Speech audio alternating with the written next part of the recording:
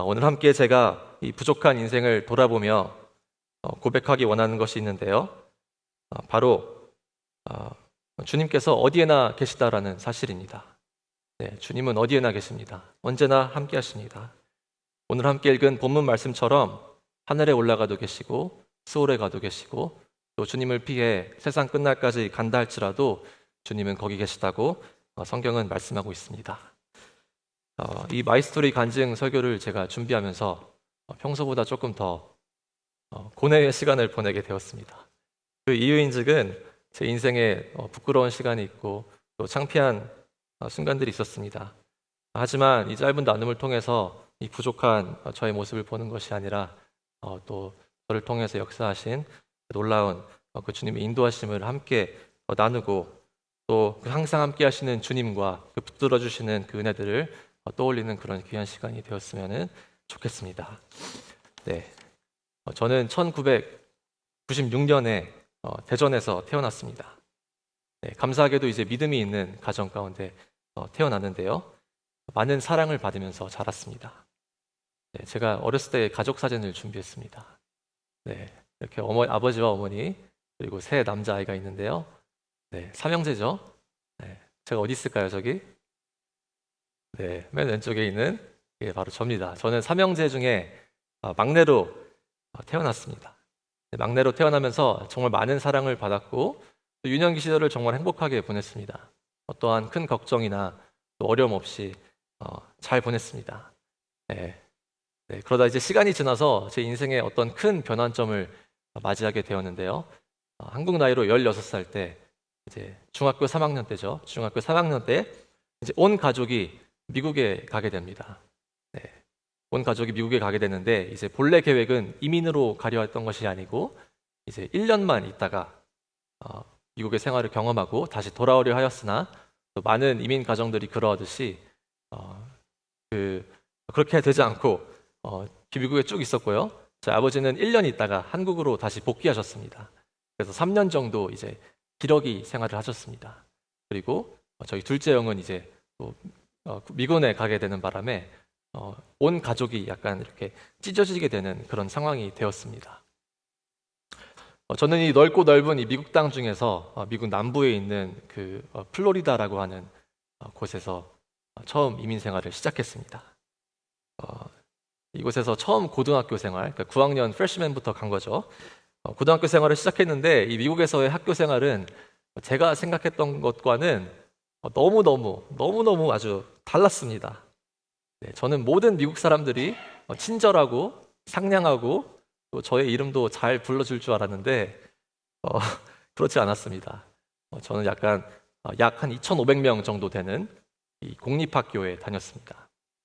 이 학교는 정말 정글 같은 곳이었습니다.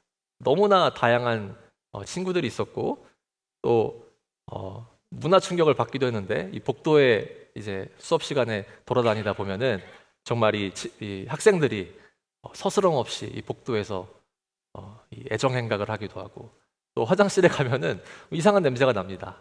네, 마약 냄새죠. 그러니까 제가 상상했던 어떤 학교의 생활과는 너무나 많이 달랐던 것입니다.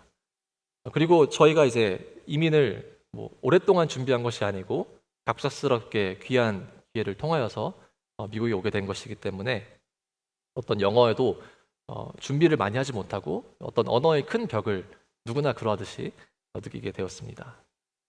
한국에서 뭐 문법, 독해 이런 거는 많이 했는데 이제 막상 오니까 그런 것들은 전혀 소용이 없고 뭐라 하는지 이제 하나도 알 수가 없었습니다. 영어가 너무 어렵고 이 적응하는 것이 어려워서 이제 인터넷을 찾아보니까 거기 써 있기를 6개월만 지나면 귀가 열리고 1년만 지나면 입이 열린다 라는 말을 듣고 희망을 가졌는데 네, 거짓말이었습니다. 네, 전혀 그렇게 되지 않았고 빨리 되지 않더라고요. 그리고 제가 있던 곳은 이 백인과 히스패닉이 주로 되어 있는 곳이었습니다. 그래서 아시안들이 많이 없고 한인들은 더욱더 없는 그러한 곳이었습니다. 자, 영어도 못하고 네, 몸도 왜소했습니다. 네, 지금은 제가 좀 살이 쪘지만 더 말랐었습니다. 영어도 못하고 왜소하고 성격도 내성적인 이 동양인 아이는 어떠한 인종차별을 당하기 딱 좋은 타겟이었습니다. 네.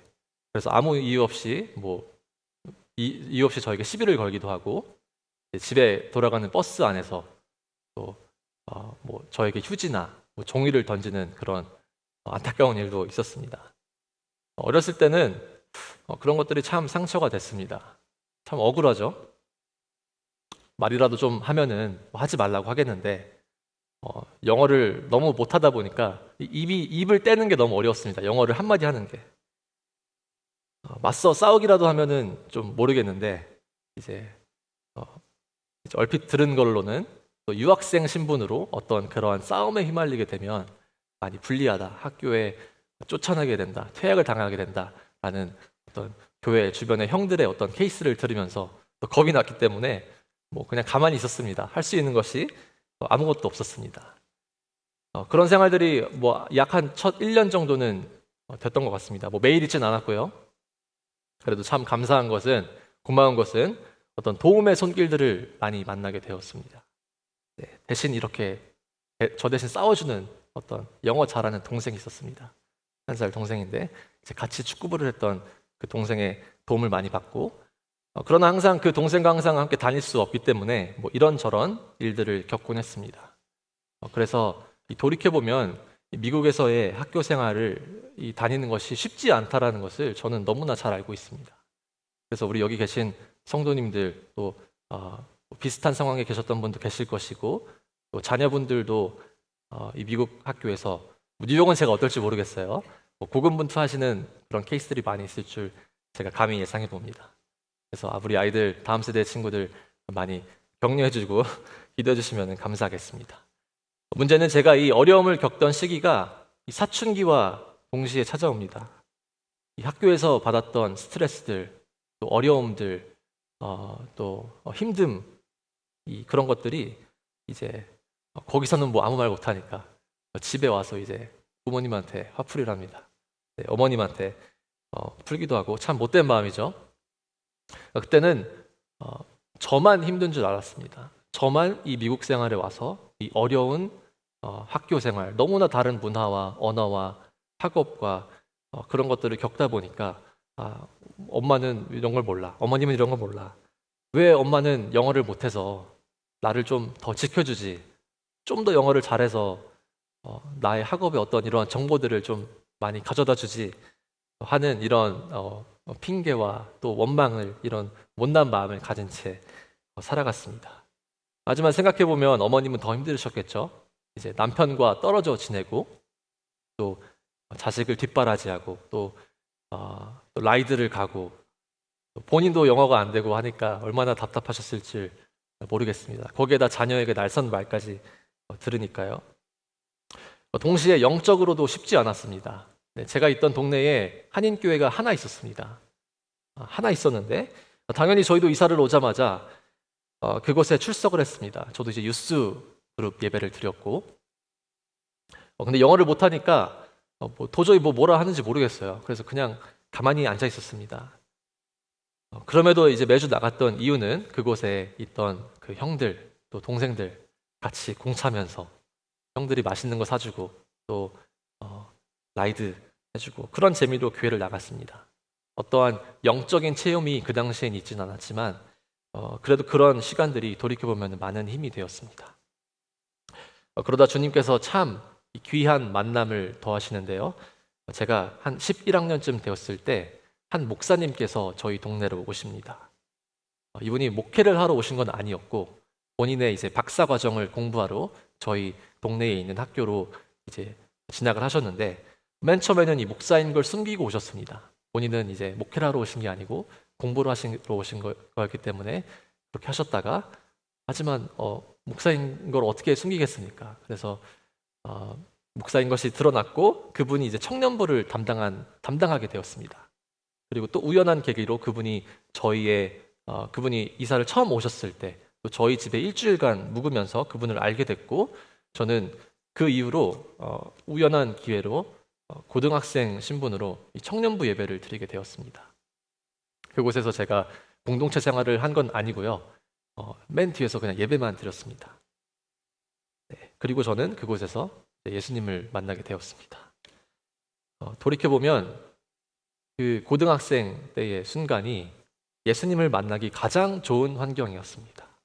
네, 제가 말씀드렸다시피 학교 생활이 쉽지 않았기 때문에 저의 마음이 많이 낮아져 있었고 상처가 있었고 아픔이 있었습니다. 거기다가 이제 영어도 못하니까 뭐 금요일 날 누구 놀 친구도 없습니다. 그래서 엄마가 교회 가자고 하면 그냥 순순히 따라갔습니다. 그리고 그 예배를 통해서 주님을 만났고 또 주님께서 그 모든 그 상처와 아픔들을 만져주심을 경험했습니다. 그래서 저는 그 설교 시간에 정말 목사님께서 말씀하시는 그 말씀 한자 한자 놓치지 않으려고 정말 엄청나게 집중해서 예배를 드렸습니다. 네. 또 예배를 드리고 또 기도하고 또 찬양할 때마다 또 그 정말 얻을 수 없는 그 평안과 또 위로를 얻었고 정말 일주일 내내 그 예배 시간이 기다려졌습니다. 네. 우리 사랑하는 성도님들 예배 시간이 기다려지시나요? 아멘, 아멘이시죠? 네, 정말로 빨리 금요일이 돼서 빨리 예배를 드리고 싶다, 빨리 찬양하고 빨리 기도하고 싶다라는 그러한 마음이 어린 저에게 있었습니다. 네. 다음 주님이 어떻게 위로해 주셨는가? 오늘 본문 1절 말씀을 한번 보시면요, 이렇게 나옵니다. 여호와여, 주께서 나를 살펴보셨으므로 나를 아시나이다. 아멘. 다윗의 고백인데요. 다윗이 뭐라 고백하냐?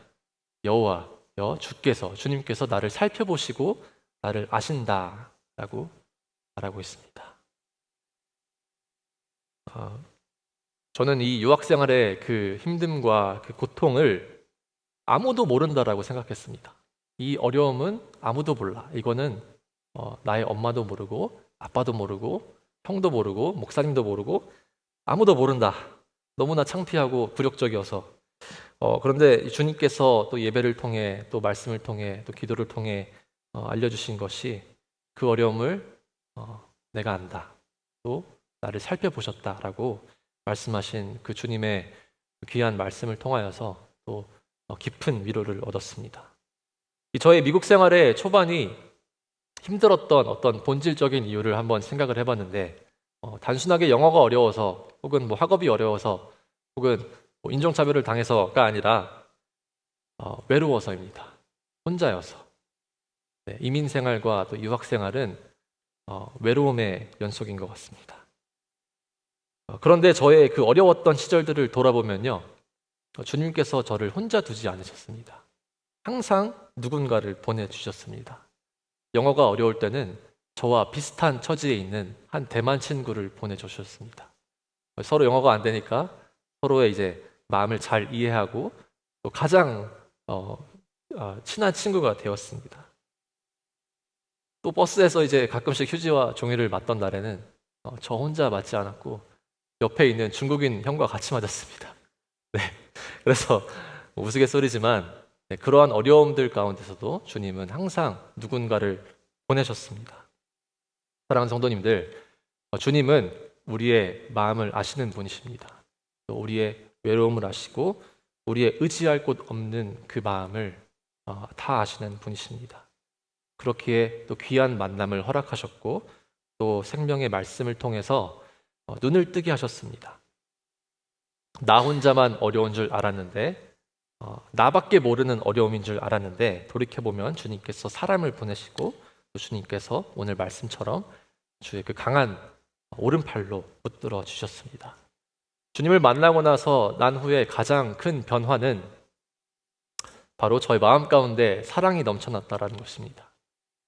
네, 많은 것들에 감사하기 시작했고 조금 더 이 미국 생활과 학교 생활과 또 교회 생활에 조금 더 적극적으로 다가가기 시작했습니다. 그래서 이제 조금씩 적응을 해 나갔습니다. 네. 하지만 이렇게 계속해서 그러한 만남을 지속했으면 좋았을 텐데 고등학교를 졸업하고 대학생이 된 후에 이제 어머님께서는 다시 한국으로 돌아가셨습니다. 다시 아버님이 있는 한국으로 가셨고 저는 플로리다에서 형과 같이 살았습니다. 주님을 분명히 만났고 주님을 분명히 구주로 고백했습니다. 하지만 어떤 신앙의 기반이 말씀으로 훈련되어 있지 않다 보니까 어떤 여러 가지 어려움이 있을 때 많이 흔들리게 되었습니다. 일례로 제가 정말 존경하고 따르고 사랑했던 그 아까 청년부 목사님께서 이제 학위를 마치시고 다시 한국으로 돌아가시자 이제 정말 의지했던 그 목사님이 안 계시게 되니까 저의 신앙적으로도 많이 흔들리게 되었습니다. 어떤 연약한 모습이죠. 목사님만을 너무 의지하고 또 스스로 어떤 주님의 말씀을 읽고 그런 소화해낼 능력이 없었던 것 같습니다. 그리고 이제 성인이 되었겠다. 또 부모님도 없으니까 조금 더 자유로운 생활을 살게 되었고 주님과 더욱더 멀어지게 되었습니다. 네. 여느 이제 1.5세 혹은 뭐 1세, 1.2세 정도의 이야기일 것입니다. 그리고 대학 시절에 저는 이제 여러 가지 목표했던 것들이 있는데 그것들이 하나같이 다 안 되었습니다. 제가 그것들을 다 말씀드리기는 어렵지만 여러 가지 목표와 또 노력들을 하였으나 하나도 되지 않았습니다. 제가 원하고 노력했던 것들이. 자, 그러다 보니까 저의 목표에서 실패하다 보니까 저의 어떤 이 못난 척성이 있는 것 같습니다. 괜히 엄한 데다가 이제 화풀이를 또 합니다. 이제 청소년 때는 어머님한테 했던 것처럼 이제 대학생이 된 후에는 그 원망을 이제 주님께 하기 시작합니다. 주님을 원망하고 미워했던 기간이 있습니다. 돌이켜보면 저의 실력의 부족과 또 준비의 부족과 주님께서 멈추신 그런 일인데 주님께서 멈추시고 막으신을 이해하지 못했습니다. 그 가장 좋은 때에, 가장 하나님의 때에 가장 좋은 것을 주시겠다라고 하신 그 주님의 말씀을 믿지 못하고 자꾸만 제 멋대로 살아갔습니다. 자꾸 안 되니까 저도 오기가 생겨서 정말 이 세상에서 한번 성공해 보리라 하고 그러한 어리석은 마음으로 살았습니다. 제가 참 동경하던 사람들이 있는데요. 어떤 특정한 인물은 아니지만 저는 참 이제 동경했던 인물들이 바로 어떤 하나의 어떤가에 정말 엄청난 집중을 하는 그런 사람들을 정말 제가 참 멋있다. 나도 저렇게 되고 싶다. 라는 그런 마음이 있었습니다. 그래서 저도 정말 하나에 몰두하겠다라는 마음을 먹고 그것에 많은 시간을 쏟았습니다. 하지만 그러나 그것이 이제 우상이 되어버렸습니다. 그것이 우상이 되어버리니까 그것에 많은 시간을 쏟고 교회에 가기가 조금씩 귀찮아졌습니다. 한 번, 두 번 빠지다 보니까 처음에만 어렵지 교회를 안 나가지는 게 이제 익숙해졌습니다. 그렇게 제가 총 1년 동안 이제 교회를 안 나가게 되는데요. 그 마음 가운데 어떤 마음이 있었냐? 정말 유치한 마음이지만 그냥 막 삐뚤어지고 싶은 마음이 있었습니다. 네, 그런 마음을 아시는지 모르겠어요. 네, 주님이 저한테 뭐라 한 것도 없는데 그냥 일이 안 풀리고 실패하고 이러니까 그냥 주님을 원망하면서 주님을 미워했습니다. 그래서 그냥 주님이 하라는 것 하지 말라는 것 하고 하라는 것은 안 하고 제일 그냥 청개구리처럼 이렇게 살아갔습니다. 그리고 내가 이 정말 최선을 다해서 몰두하는 일을 열심히 해서 성공할 거야 라는 이러한 마음으로 살았습니다. 오늘 본문 7절 말씀을 보시면요. 함께 같이 읽어보겠습니다. 시작. 내가 주의 영을 떠나 어디로 가며 주의 앞에서 어디로 피하리까. 아멘. 네, 이 다윗의 고백입니다. 내가 주의 영을 떠나 어디로 가며 주의 앞에서 어디로 피하리까. 네, 어떤 이런 수사적 질문이죠. rhetorical question인데, 그러니까 다윗이 정말 몰라서 물어보는 게 아니라 주의 영을 떠나서 갈 곳이 없고 또 주님을 피할 수 없다라는 이러한 다윗의 고백인데, 저는 이 문자 그대로 정말 주님의 영을 떠나고 싶어 했고 주님의 앞에서 피하고 싶어 했습니다. 그냥 좀 벗어나고 싶다. 그냥 주님으로부터 벗어나고 싶고 교회 생활로부터 좀 벗어나고 싶다. 내가 하고 싶은 대로, 좀 나의 원함대로 이렇게 살고 싶은 마음이 있었습니다. 그래서 대학교 졸업하고 한 3개월까지만 그렇게 해보자라는 어떤 또 어리석은 마음을 품고 정말 그것에만 몰두하고 1년 정도 이제 교회를 안 나갔습니다. 그때 당시에 이제 저희 아내를 만나고 있었는데 아내는 이제 열심히 교회에 나갔습니다. 저보고 계속 교회 가자라고 말을 하였지만 저는 아내 말을 듣지 않았고, 그때 당시 여자친구죠. 이제 여자친구만 교회에 내려다주고 저는 다시 집으로 돌아오는 그런 몹쓸 짓을 했습니다. 네, 그래서 하지만 정말 열심히 제가 이 원했던 것을 위해서 노력했지만 또 실패했습니다. 네, 또 안 됐습니다. 왜 이렇게 뭐 하는 것마다 안 되는지 또 실패했습니다. 정말 주님이 미워서, 주님이 원망스러워서 주님을 떠났는데 과연 그 시간에 주님은 어디에 계셨을까? 오늘 본문 8절부터 10절까지 말씀을 한번 같이 읽어보겠습니다. 시작. 내가 하늘에 올라갈지라도 거기 계시며 스올에 내 자리를 펼지라도 거기 계시니이다. 내가 새벽 날개를 치며 바다 끝에 가서 거주할지라도 거기서도 주의 손이 나를 인도하시며 주의 오른손이 나를 붙드시리이다. 아멘. 자, 다윗이 뭐라고 고백하는지 보면요, 8절에 하늘에 올라가도 거기에 주님이 계시대요. 그리고 스올, 어떤 스올이라 하면 어떤 여기서는 반대되는 개념으로 이제 가장 낮은 곳, 가장 높은 곳에 올라가도 하나님이 계시고 가장 낮은 곳에 가도 하나님이 계신다고 합니다. 그리고 9절에 보시면요, 새벽 날개를 치며 바다 끝에 가서 거주할지라도 라고 나오는데, 이 본문 말씀을 새 번역으로 보면요 이렇게 나옵니다. 동력 너머로 날아가거나 바다 끝 서쪽으로 가서. 그러니까 무슨 말인고 하니 새벽 날개라고 지금 표현하고 있습니다. 새벽에 마치 날개가 있는 것처럼 표현하고 있는 것이죠. 그러니까 새벽에 해가 뜨면서 이제 햇살이 쫙 펼쳐지는데 그 햇살이 쫙 하고 펼치는 것처럼 가장 빨리, 가장 멀리 주님으로부터 도망갔는데 그곳에도, 거기에도 주님은 계시다. 거기서도 주의 손이 나를 인도하시고 주의 오른손이 나를 붙드신다라고 성경은 말하고 있습니다. 여러분, 이 다윗의 고백이 어떻게 느껴지세요? 어딜 가나 계시는 하나님. 네. 주님을 피해도 위로 가도 계시고 아래로 가도 계시고 동쪽으로 가도 있고 서쪽으로 가도 있고. 주님, 저도 좀 이 프라이버시가 필요한 것 아닙니까?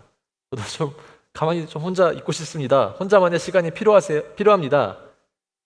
마치 사춘기 청소년 같은 또 우리의 모습 속에서 주님은 우리 옆에 계시는 것뿐만 아니라 10절에 보시면 주의 손이 나를 인도하시며 오른손이 나를 붙드신다라고 말합니다.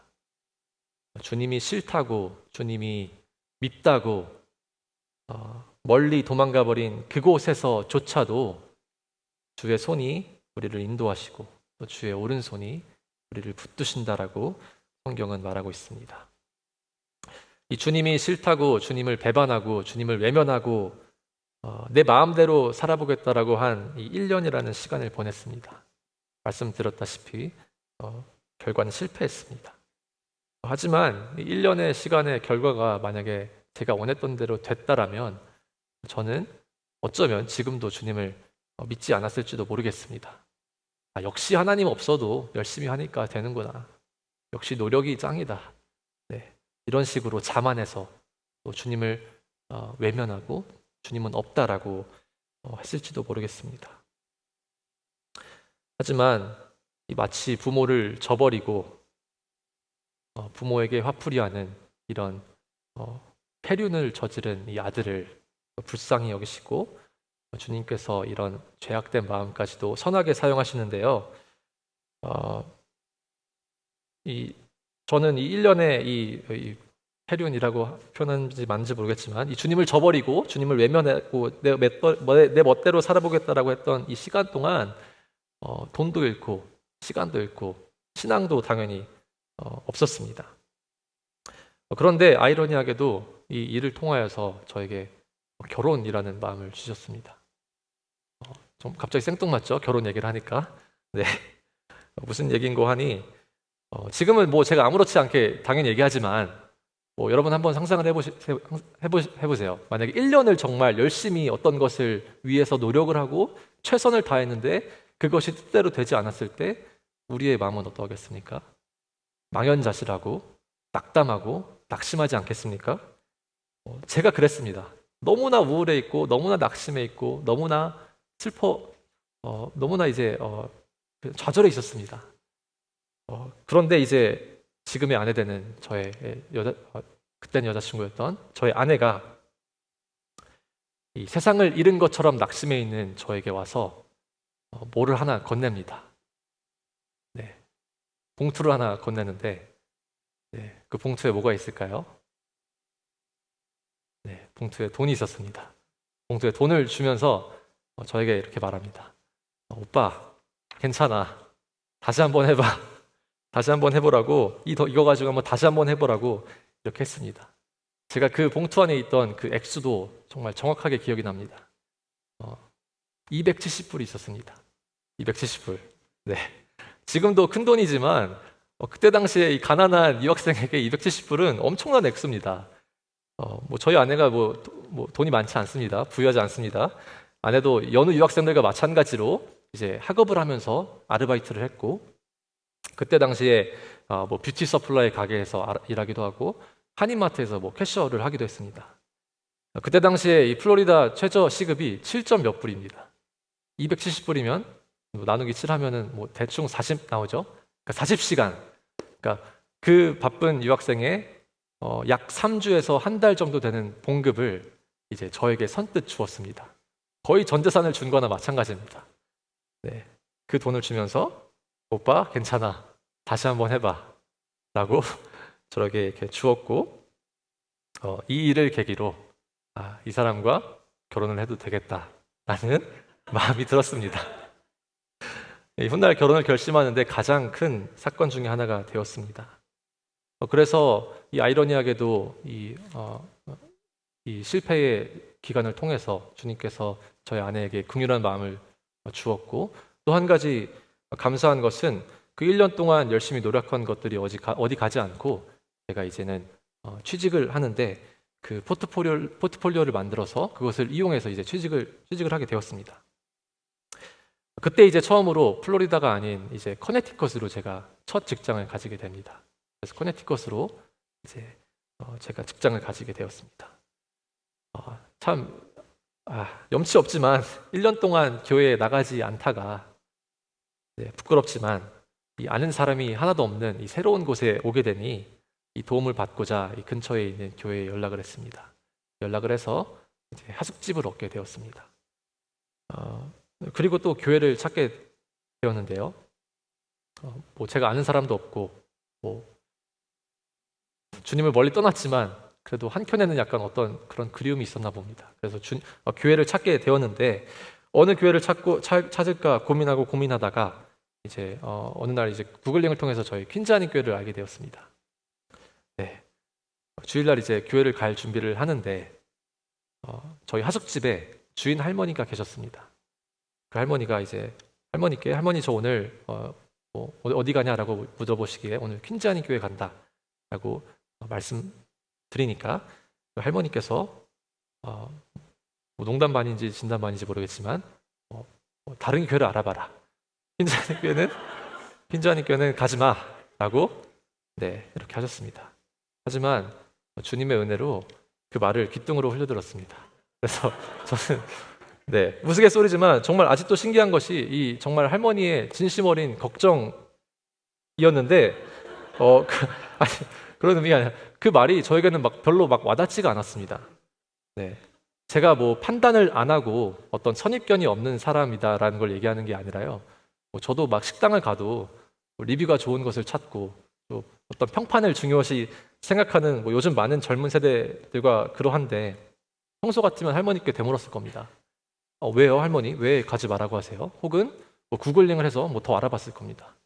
하지만 주님께서 정말로 그런 귀를 막아주신 것 같습니다. 돌이켜보면. 그래서 그러한 것들 하나도 하지 않고 이제 교회에 갔습니다. 퀸즈아님 교회에 가게 되었고 청년부 예배가 1시 반에 있다라고 하길래 시간에 맞춰서 갔는데 이제 본당 같아 보이는 지금 이곳에 와보니 아무도 없어서 이제 다른 건물에 갔습니다. 지금의 바울관 1층이죠. 바울관 1층으로 가서 이제 문을 조심스럽게 여는데 이제 딱 이게 문을 열고 안을 봤는데 예배가 다 끝난 듯이 보였습니다. 소그룹 모임을 하는구나 라고 생각을 하고 내가 좀 늦었나 보다. 뭐 유교는 혹시 아닌가? 라는 그런 마음을 가지고 다시 나가려고 했습니다. 다시 돌아가려고. 그런데 이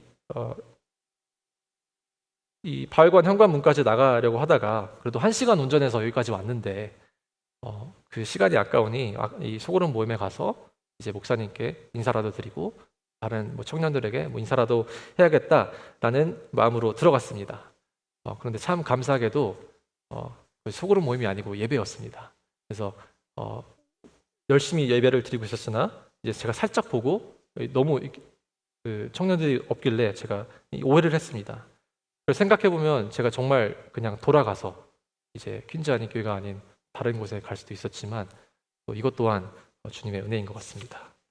네, 그렇게 해서 또 한 번 주님의 인도하심으로 이 퀸즈 안의 교회 청년부에 매주 나가게 되었습니다. 저는 이 퀸즈 안의 교회에게 이 많은 것을 빚진 자입니다. 네, 이 청년부의 말씀을 통해서 주님을 원망하고 주님을 외면하고 주님께 정말 그런 몹쓸 짓을 했던 그 마음들을 회개하고 또 주님을 제대로 알지 못하고 또 혼자 주님께 있던 어떤 상처를 받았던 그런 것들을 회복하고 또 너무나 이제 좋은 형들과 또 누나들을 통해서 많은 것들을 배웠습니다. 그리고 또 너무나 좋은 목사님을 통해 1대1 훈련과 제자 훈련을 받게 되고 물론 하는 동안은 힘들었으나 주님을 더 알고 싶다라는 마음을 주셨습니다. 그래서 조금씩 훈련을 받고 이 말씀으로 채워지다 보니까 정말 즐겁게 감사한 공동체 생활을 했습니다. 그리고 이 교회의 많은 분들께서 정말 청년부를 위해서 헌신하시고 또 음식을 사다 먹이시고 또 중보 기도를 하신 것을 잘 알고 있습니다. 그때는 이제 사랑을 받는 입장에서는 전혀 몰랐으나 이제 감사하게 또 작년부에 오게 되면서 그러한 것들을 많이 알게 되는 시간이 있었습니다. 그래서 정말 이 자리를 빌어서 모든 또 중보로 기도로 또 후원해 주시고 기도해 주신 분들 많은 분들 감사를 표하고 싶습니다. 이 말씀을 준비하면서 또 간증을 준비하면서 저의 지난 인생들을 돌아보았을 때 곳곳에 함께 하신 주님을 발견했습니다. 주님은 어디에나 계십니다. 그리고 언제나 계십니다. 그곳에 계시는 것뿐만 아니라 주님은 인도하시고 붙드십니다. 만약에 주님이 그냥 어디에나 계시다, 어디에나 계시고 여기 가도 있고 저기 가도 있는 그런 분이라면 단순히 주님은 그냥 전능하신 신일 것입니다. 하지만 어디에나 계신 것으로 끝나지 않고 그곳에서 주님께서 붙드시고 인도하신다라고 하셨습니다. 네, 이 말은 주님께서 우리를 포기하지 않는다라는 뜻이기도 하겠죠. 놓지 않는다라는 뜻입니다. 왜 이렇게 주님께서 우리를 놓지 않으실까? 이사야서 말씀을 한번 같이 읽었으면 좋겠는데요. 49장 15절 말씀입니다. 함께 읽겠습니다. 시작. 여인이 어찌 그 젖 먹는 자식을 잊겠으며 자기 태에서 난 아들을 긍휼히 여기지 않겠느냐. 그들은 혹시 잊을지라도 나는 너를 잊지 아니할 것이라. 아멘. 주님이 우리를 놓지 않으시고 포기하지 않으시는 이유는 하나님은 사랑이시기 때문입니다. 부모가 자식을 버릴 수 없듯이 설령 부모가 자식을 버린다 하더라도 주님은 결코 우리를 버리지 아니하시고 잊지 아니한다라고 성경은 말하고 있습니다. 그리고 또 한 가지 주님은 신실하신 분이기 때문입니다. 디모데후서 2장 13절도 마지막으로 한번 같이 읽어보겠습니다. 시작. 우리는 미쁨이 없을지라도 주는 항상 미쁘시니 자기를 부인하실 수 없으시리라.